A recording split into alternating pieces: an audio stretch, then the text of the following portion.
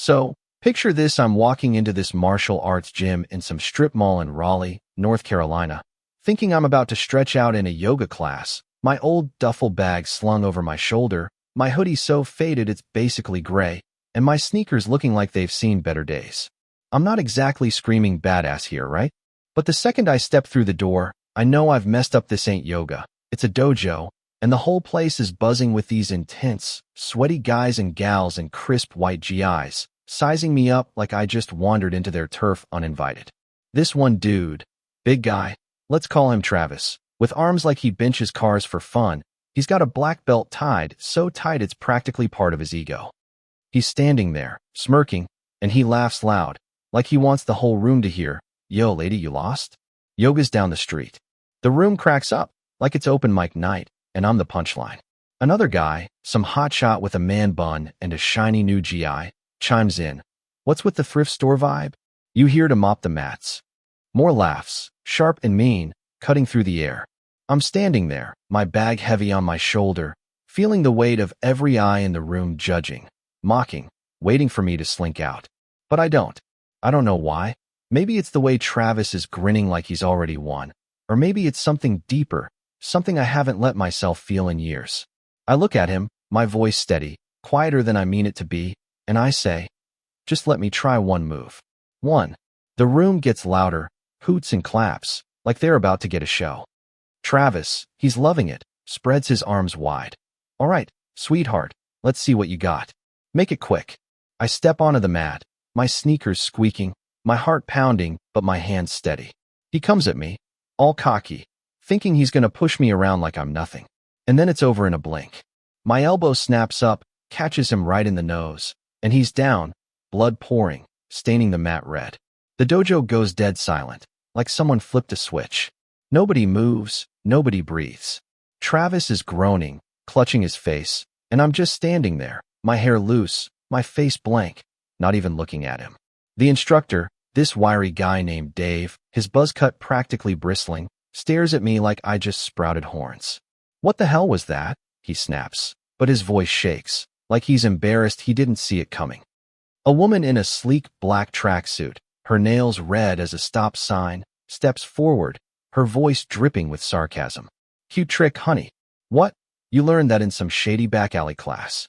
The room laughs again, but it's nervous now, like they're not sure what they're dealing with.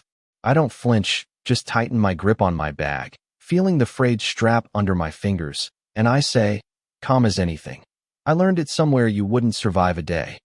Her smirk fades, her nails tap her arm, and she takes a step back, like the air just got heavier.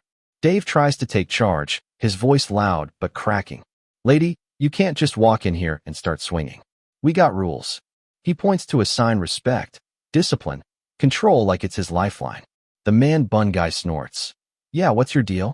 You look like you're here to fix the pipes." More laughs, but they're thin, like the room's testing me. I bend down, pick up my bag, slow, deliberate, like I'm measuring every move.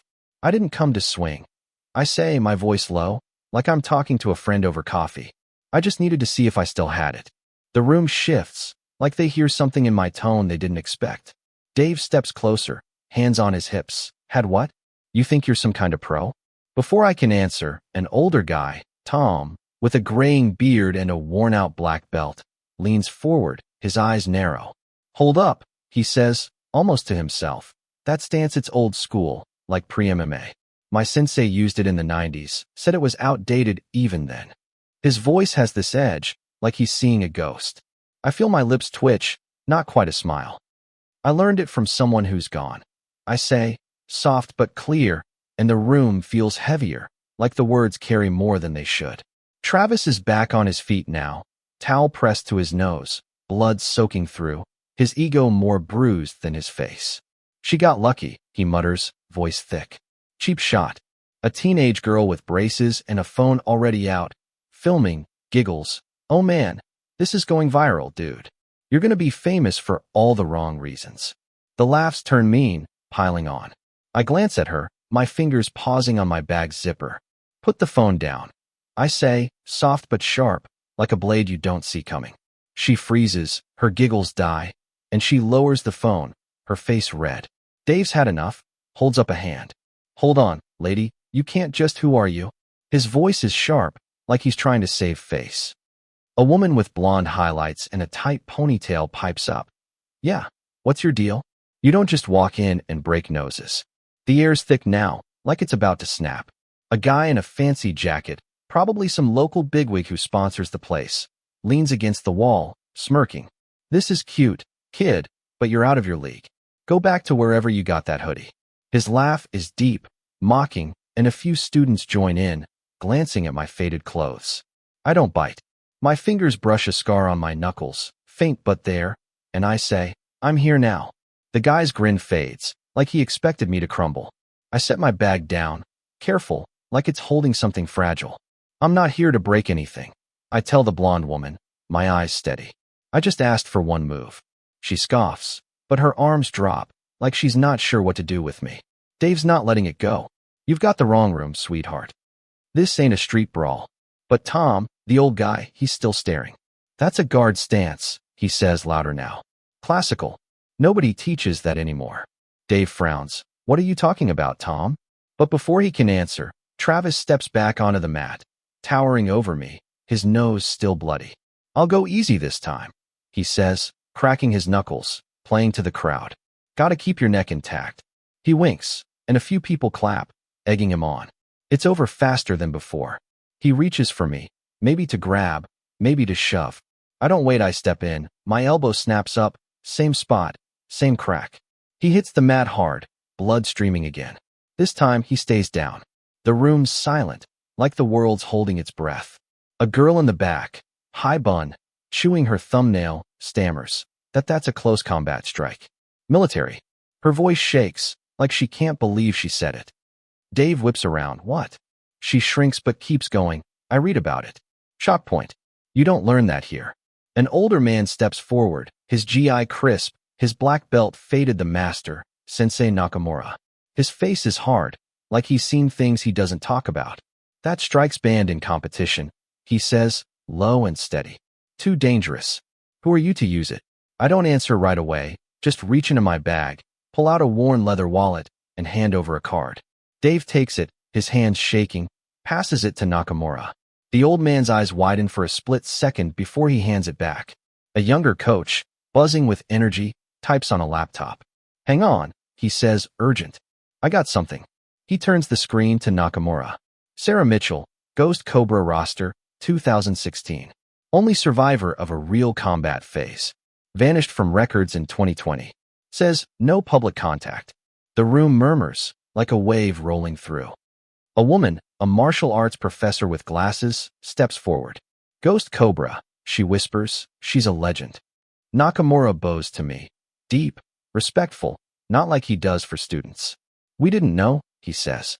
We're sorry. His words carry the weight of the whole room. But not everyone's on board. A guy with a shaved head shouts, why are you here? What do you want? The blonde woman mutters, nobody invited her. I look at them, steady, unblinking. I'm looking for someone. I say, pulling out a photo, creased and faded. A special ops team, faces serious, proud. Travis is in it, younger, under a different name. I hold it up. You unlocked the base doors at Fort Bragg.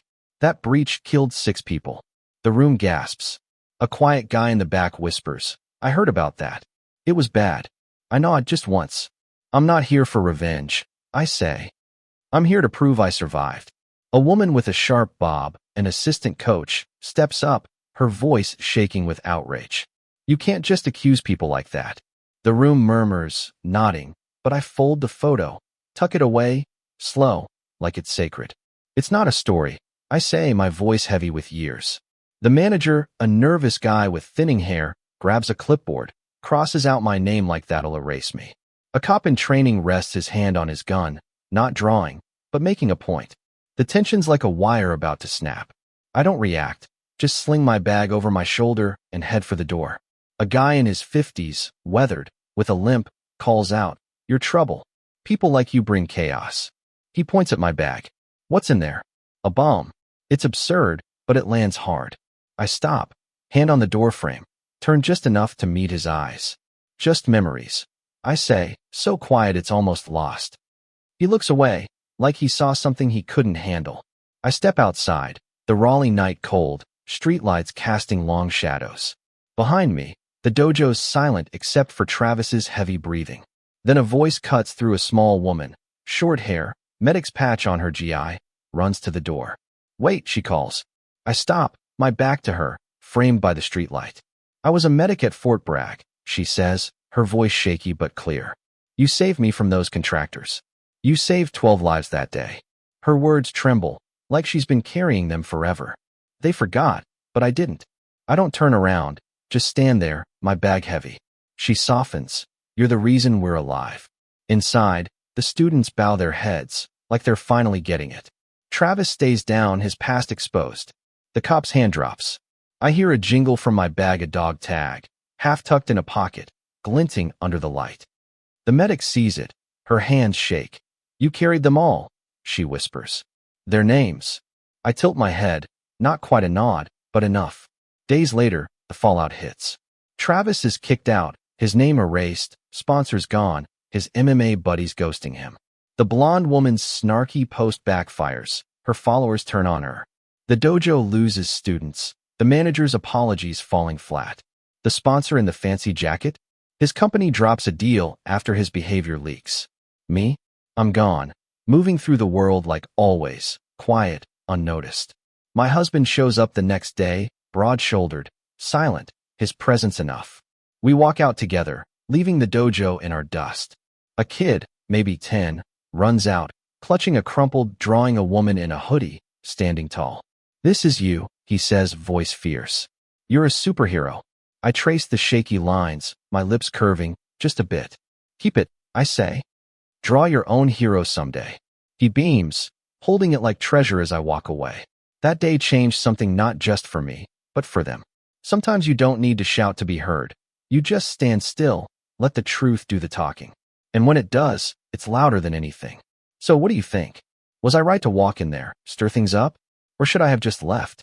Drop a comment. Tell me where you're watching from. And let's talk. What's justice look like to you?